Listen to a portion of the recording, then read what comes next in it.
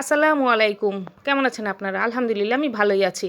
এই যে আজকে আপনাদের ভাইয়া বলল যে চলো বিকালবেলা ঘুরে আসি। তো আমার অপারেশন হয়েছে প্রায় ২-২.৫ মাস। এতদিন আমরা কোথাও যেতে পারিনি।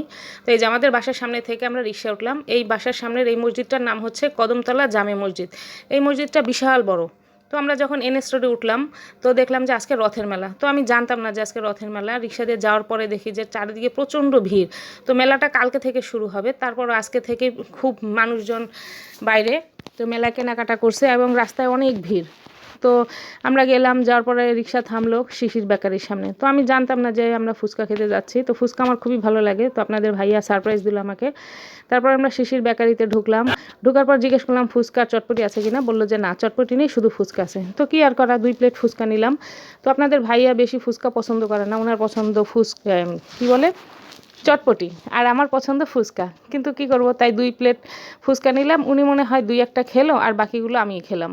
আমার কাছে ফুচকা খেতে ভীষণ ভালো লাগে। তো না খেলো, আমি খেয়ে নিলাম। তারপরে খাওয়ার পরে বিল দিয়ে আমরা চলে আসলাম বাইরে। বাইরে এসে দেখি এত পরিমাণে ভিড়, রিক্সা অটো কিচ্ছু পাওয়া যাচ্ছে না। তারপর আমরা সামনে একটু হাঁটাহাঁটি করলাম, মেলা দেখলাম। মেলাটা ঘুরে টুরে দেখে আপনার ভাইয়া বললো এগুলো কিনবে। তারপর এখান থেকে কিছু কিছু আইটেম আমরা অল্প করে কিনলাম, কিনে তারপর বাসায় আসলাম। এই যেগুলো হচ্ছে জিলাপি, বাতাসা, আরও কী কী বলে, পুরো রাস্তা ভরা এগুলো নিয়ে বসেছে। তো কিনলাম, কিনে বাসায় আসলাম।